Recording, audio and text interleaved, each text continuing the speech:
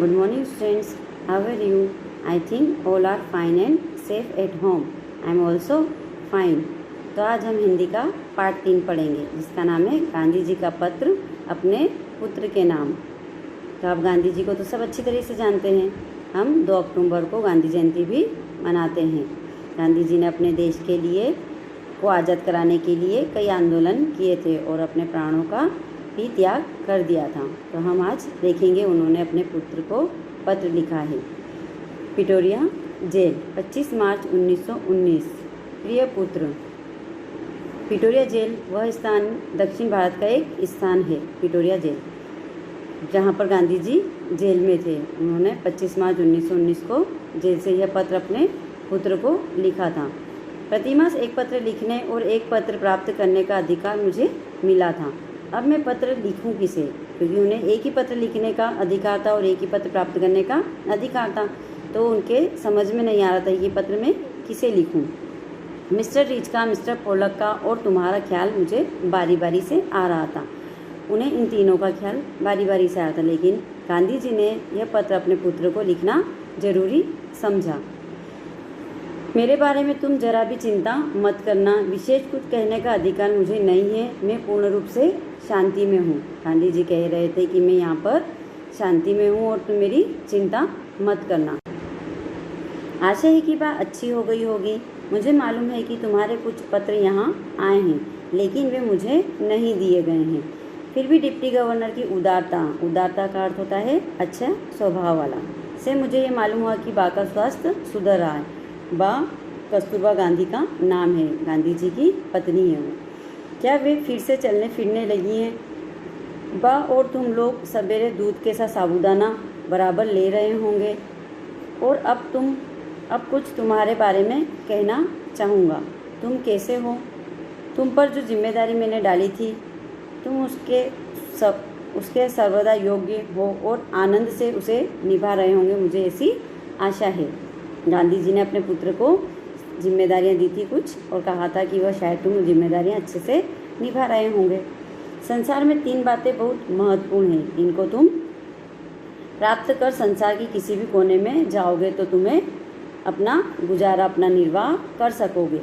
ये 3 बातों का हमेशा ध्यान रखना, गांधी जी ने अपने पुत्र को समझाया था। अपनी आत्मा का, अपने आप का और अपने ईश्वर का सच्चा ज्ञान प्राप्त करना।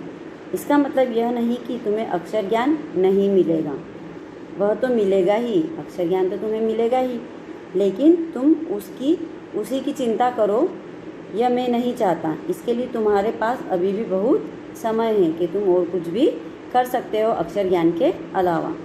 अक्षर ज्ञान तो इसलिए होता है कि जो कुछ तुम्हें मिला है तुम उसे दूसरों को भी दे सको।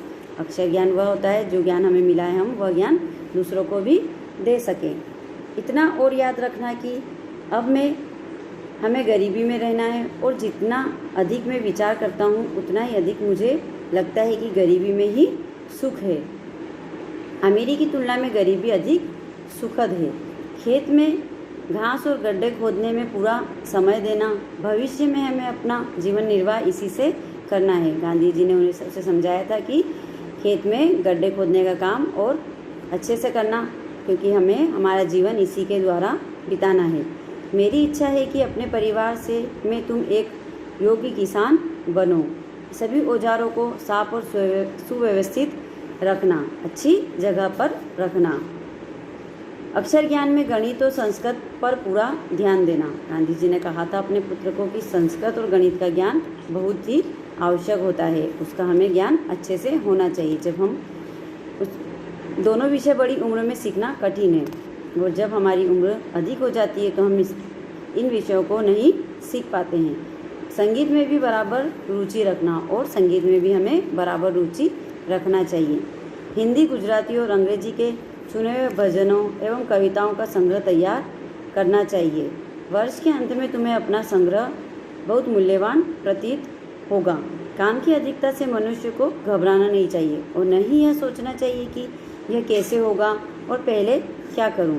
हमें कभी भी अपने काम के ज़्यादा काम मिलने के कारण घबराना नहीं चाहिए कि हम कौन सा काम पहले करें। शांत चित्त से विचारपूर्वक तुमने यदि सद्गुणों को प्राप्त करने की चेष्टा की हो तो वे तुम्हारे लिए उपयोगी और मूल्यवान प्रमाणित होंगे। तुमसे यही आशा है कि घर के लिए जो भी तुम खर्च करते हो उसका पैसे का तुम बराबर हिसाब रख रहे होंगे। मुझे यह भी आशा है कि तुम रोज़ शाम को नियमपूर्वक प्रार्थना भी करते होंगे और रविवार को भी श्री वेस्ट में के यहाँ भी प्रार्थना में जाते होंगे। सूर्योदय से पहले उठकर प्रार्थना करना हमारे लिए बहुत ही अच्छा होता है, इसलिए हमें सूर्योदय से पहले उठकर प्रार्थना करना चाहिए। प्रयत्नपूर्वक एवं निश्चित समय पर ही प्रार्थना करनी चाहिए और हमें निश्चित समय पर ही टाइम पर ही प्रार्थना करनी चाहिए। यह नियमितता तुम्हारे अपने जीवन में आगे चलकर बहुत उपयोगी सिद्ध होगी। यह पत्र को पढ़कर अच्छी तरह समझ लेने के बाद मुझे जवाब देना। जवाब जितना लंबा चाहो उतना लंबा तुम लिख सकते हो। अंत में मैं अपने प्रेम सहित यह पत्र समाप्त करने जा रहा हूँ। तुम्हारा पिता मोहनदास करमचंद गांधी। गांधी जी का पूरा नाम क्या है? मोहनदास करमचंद गांधी। तो आपने ये पाठ को अच्छे से सुना होगा और समझा भी होगा। तो आप ध्यान रहे कि जब भी आपको कोई काम दिया जाता है तो उसको पूरी ईमानदारी से और अच्छे मन से करना चाहिए।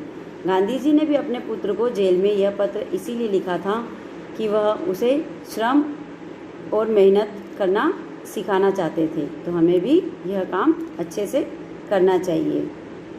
बाय।